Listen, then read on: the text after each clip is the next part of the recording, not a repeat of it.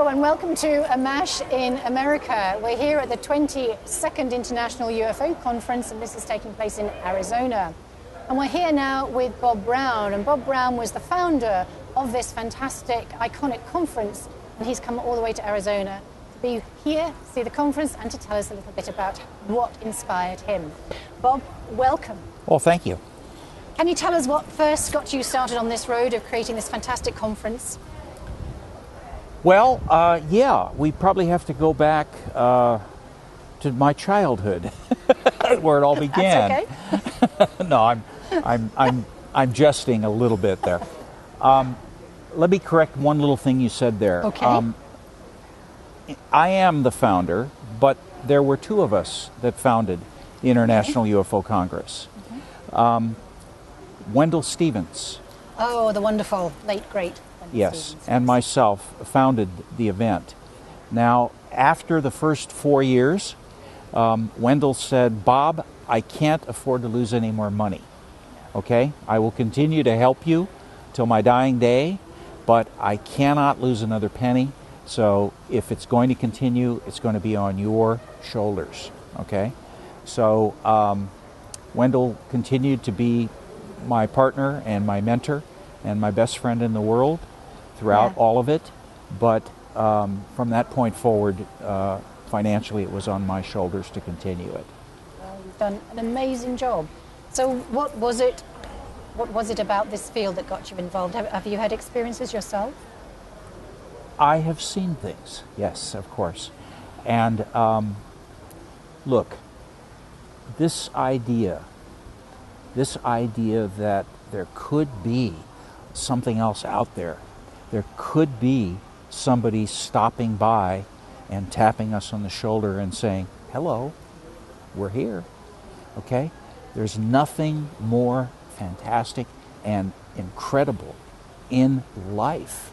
I think it's the most important thing to explore. It is the most important thing. There is nothing. Everything else pales in importance to the fact, I said fact, that we are not alone in the universe. Here's a question I pose to people, okay? Do you agree that the universe is infinite? Most people will say, well, yeah. The farther out our scientists look, we're looking out there gazillions of light years now. Yeah. The farther we look, we find more existence, more creation. Yeah. What is the possible reason of creating an infinite universe? For me, it's a simple answer. There's only one possible reason: infinite life. It's everywhere. So what was the driving force then behind the setting up of the conference? Was there something to do with Wendell's experiences? No, not directly in any way. I had the strangest event ever happen to me ever in my life. We have to go back about 26, 27 years ago. Forgive me, it's a while back. I can't keep it exact. Somewhere around that time frame. Back then, I was mostly in the film business, and I would go to the Cannes Film Festival, the MIPCon actually, every year, buying and selling films. So we're around the 80s, are we at this time, a bit earlier? Yeah, let me see. Whatever 26 or 7 years ago would be, yes, that would put us about there.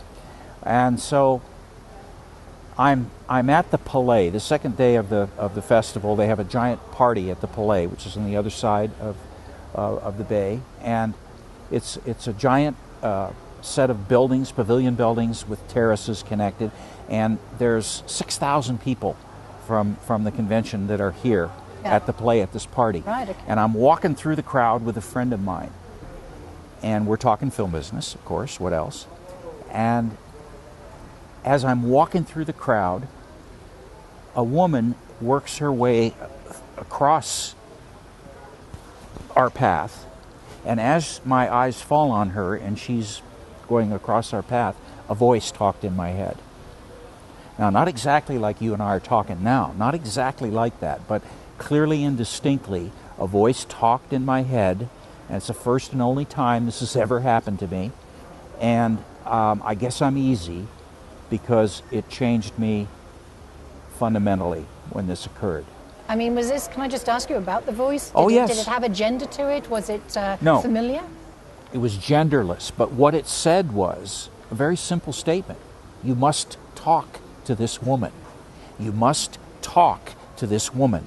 It repeated and repeated and repeated. And so we walked across the terrace, we reached the next pavilion building, and I said goodbyes to my friend. He realized I wasn't there anymore, and I wasn't. And because this is going off in my head, and I'm panicking, I'm freaking out. I didn't know what was going on. And so the next thing I remember, I'm gulping a liquor drink. There's bars all over. And I'm gulping a liquor drink, and I'm walking in circles with this going off in my head. And I said, okay, I'll talk to her. And it stopped. It was like somebody hit a light switch. Boom. It stopped. And so now I'm panicked because how am I going to find her? There's over 6,000 people at this party. And so, okay, I'll talk to her. I got to find her. So I retraced my steps. I think it was about here where she crossed, and I walked through the crowd, worked my way through the direction she was going. I got to the edge of the terrace, and there's tables along the Mediterranean at the edge of the terrace. There's tables, and she's sitting there. This woman is actually sitting down, and she's talking to two men. And I said, oh my God, what am I going to do? How am I going to, I can't just walk up to this woman and say, I got to talk to you. I don't know who she is. I have no idea who she is. Never seen her in my life. Quite a challenge then. Quite a challenge. So I said, okay, I'm just going to ease my way up to them, and I'm just going to listen to what they're saying. So I do that. And lo and behold, they're talking about these young men's next film project, which, if they get the funding, is going to be a documentary on the 20th anniversary of the Concorde supersonic airliner. They want to do this documentary. And so I said, thank you so much. What an incredible way to be led to these guys, because these are the kind of people I'm here to meet, right? So I turn around. Geez, I couldn't help overhearing what you guys were talking about. Forgive me. Here's my card. I'm with World Aviation Video, and we really would love to talk to you about North American distribution of this film if you make it. Okay? So we talk shop for 15 minutes or so, and these guys go on and take off, and now I'm left with this gal, right? Very personable, intelligent, nice-looking young lady. So we're talking, mostly shop. We're hanging out. We have some hors d'oeuvres. We have some wines. And then we look at each other, I don't know, 20 minutes, 30 minutes later. Well, what do you want? Well, you ready to go back? Yeah, I'm ready to go back. So we get on the bus, taking us back down to the Palais. And she's sitting next to the window and seat, and I'm sitting on the aisle seat. Now, I have to backtrack a little and give you some background. Before I left to Cannes for that year, about 3 or 4 months before then, I had read a book that was written by Gary Kinder, and it was called Light Years. Oh, right. I think I have that book, actually. And it was an update on the Pleiadian case, first reported on in the United States by Wendell Stevens. Okay? Now, in this book, he talked about what really happened with the case, about how the case was killed in the United States by APRO and NICAP. And I was a member of both of those organizations. Can you just tell us what they are for well, the viewers? They were the first nationwide organizations where people could give membership support and get information about what is going on in ufology. The summons, here's the bottom line of the story. Both of these organizations heard about the Billy Meier case almost simultaneously, within 24 hours of each other. And they both were organizations that were struggling to get membership, struggling to stay afloat financially, to continue doing the work that they were doing in telling people on a monthly basis via their newsletters what was happening in the UFO field. Yes, we know that story. So, they contacted Billy Meier, both organizations, and had extensive conversations with him about his case and what was happening. And can you just give us just a couple of sentences about his case for those who won't know? Oh, okay. Billy Meier was a one-armed Swiss caretaker slash farmer who was having regular, ongoing contact with ETs. Yeah. And this contact was documented with visual sightings, trace sightings, actual metals and things that are left over, and the most amazing photo and motion picture evidence Yes. that we have to date. Yeah, I think that Wendell was involved in a lot of the analysis of the photographs as well, wasn't he? He was. He was the prime investigator Yeah. from the United States that paid attention to the case and went over Right. and dug into it. Yeah. And people don't understand how incredible the case was. This case was so full of synergistic and virtually paranormal events Yeah. that happened not just to Meyer throughout the whole thing, but they extended to the people that got close to him. Yeah. The stuff that happened with Wendell during his investigation Wendell didn't talk about it because he felt that it would take away from the reality of the case itself, Yeah. because it was such high strangeness.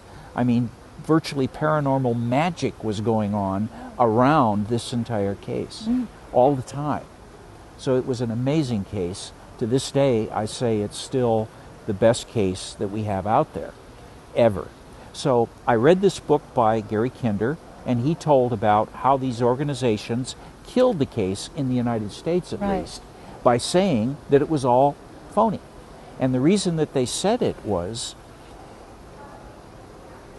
Meyer agreed to have them over. His material was open to anyone that wanted to come and see it. They could investigate the sites, the photos, the motion picture film, the Yeah. witnesses, the physical evidence, etc., etc., etc. Yes, he was very open cooperative, wasn't he? Very Yeah. cooperative to anyone that really wanted to know the truth of it. Yeah. And so they said, we'll be there next week. We'll have our representative there. Yeah. But first we have to cable you our exclusivity agreement. And Meyer said, wait a minute, what exclusivity agreement? Oh, we can't afford to take our limited resources and put them into the investigation of your case unless we have an exclusive on it. And Meyer said, no, absolutely not. What's happening here is a story for the world. It's not exclusive to anyone. So each organization independently came to exactly the same conclusion. We have to torpedo this case in Right. case our competitive organization latches Yeah. onto it and agrees to this and reports it. We have to torpedo it first.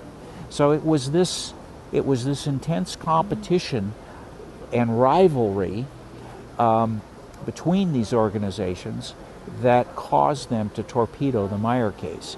They did it in the worst possible way, the way that most torpedoing is still done in the whole field today, and that is an investigator from their armchair, Yes. sitting in their armchair, okay, proclamation, oh, that's phony, that's all wrong, that's not real, those people are $3 bills, etc., etc., etc. Still the way it's done today. Yeah. But Yeah. to find out about 12 years later, right, that these organizations that I supported had done this, I was furious. Okay, number one. But more importantly, number two, after reading the book, I realized that this is a real case. Yes. A real Indeed. case. Indeed. And so night and day on my mind, the biggest question in my mind, I would go to sleep with this question on my mind. I would wake up with this question on my mind, right? Is the Meyer case real? So in between the MIPCON and the MIFED, the Milan Film Festival, which follows it, there's a 9-day window.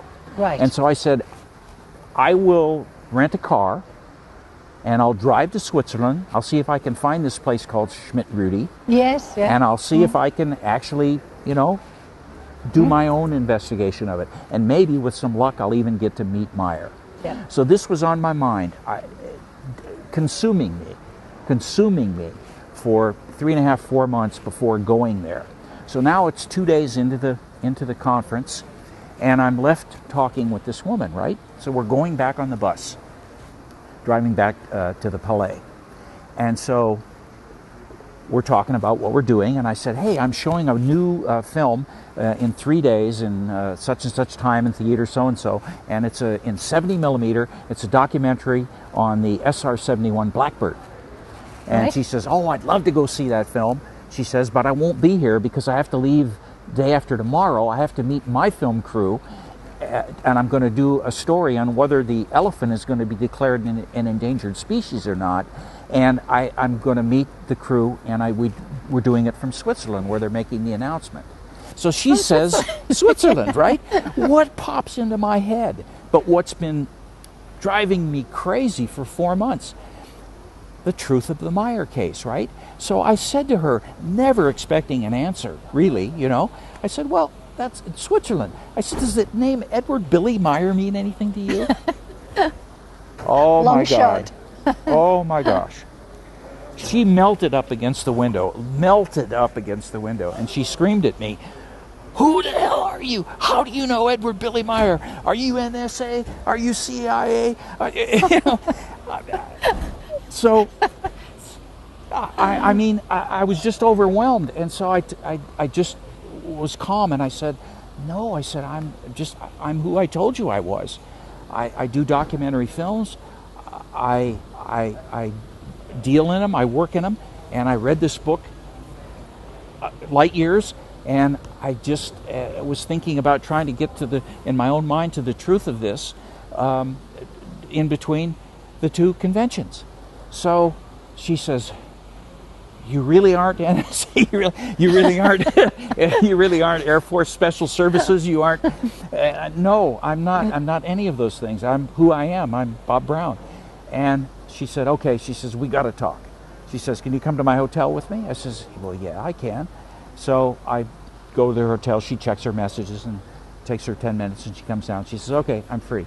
So we walk out along the Mediterranean. We find this little all-night bar cafe, and we're sitting out there, and we sat down, and we commenced to have this incredible talk about UFOs and about paranormal and about Edward Billy Meyer. Right. Because it turns Right. out that she herself had been there, not more than once. Oh, what, to meet to Shmuti?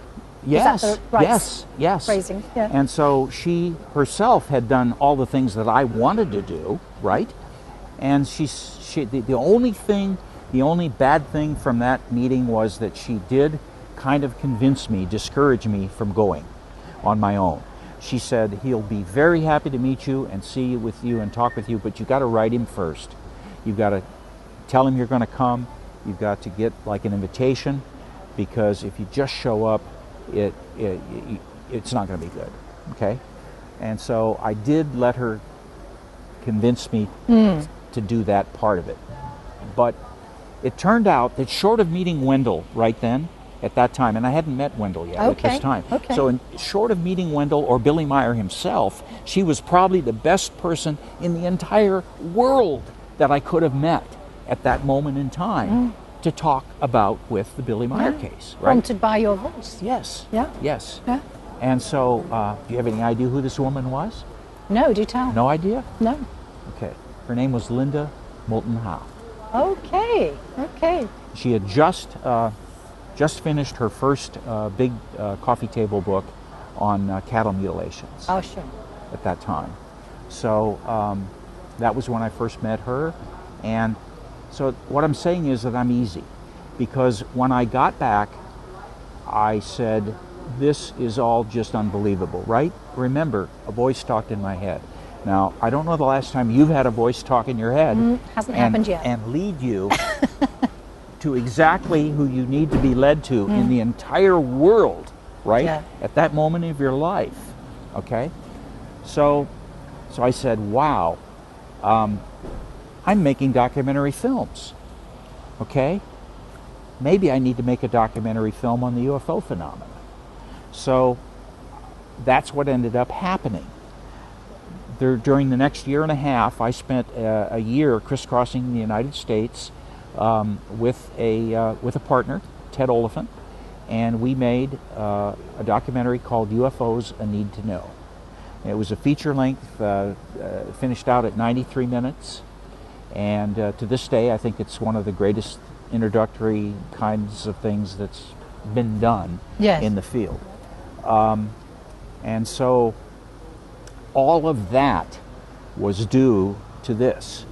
Now, I said that we have to start at the beginning when I was a kid. Well, look, from the time that I was a kid, I had interest in these subjects, okay?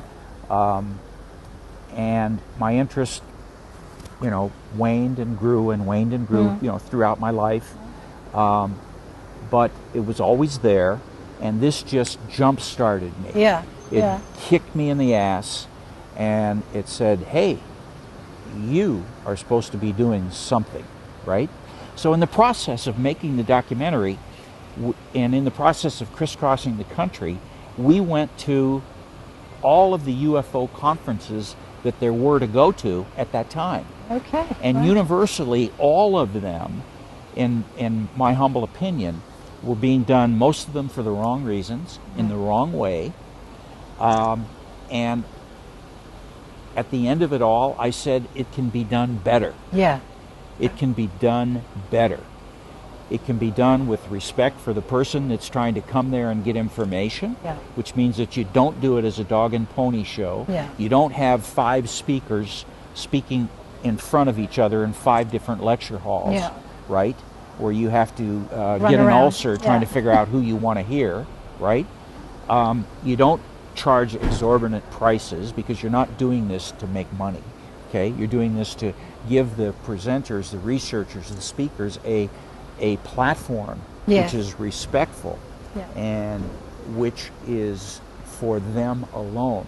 When the curtain goes up and they're making their information available, that is whose information is being available at that time, not 6 other people's competing. Okay, not what it was about. So we structured the International UFO Congress. First of all, it was designed to be a week-long event. People said, Bob, you're crazy. You can't do a week-long event, right? Well, turns out you can. You definitely can. Turns out you can. And so, long story short, I think that over the 20 years that we did the conferences, we did 24 conferences over 20 years, and I think that we've basically proved all the naysayers wrong. Yeah, I think you did. And I think you've left us a fantastic legacy, which is continued here with open minds. And, you know, we can't thank you enough. Well, yes, it's been a great journey. It's a great journey. And for those people that are getting ready to make the journey, there's nothing else in your life that you can ever spend your time and your energy trying to get to the bottom of than the reality that we are not alone. And that is exactly what Bob Dean said, whom we've just spoken to as well, and I think it's the most important thing that humanity can focus on. Indeed it is. Bob Brown. Well, thank you for spending some time. That's great, and thank you for that story. Absolutely fantastic, and thanks again for your wonderful contribution to this field and to all of our education. You're welcome. Thank you. Okay. Thank you, Miles. Another one. It's a wrap for a mash in America at Arizona with Bob Brown.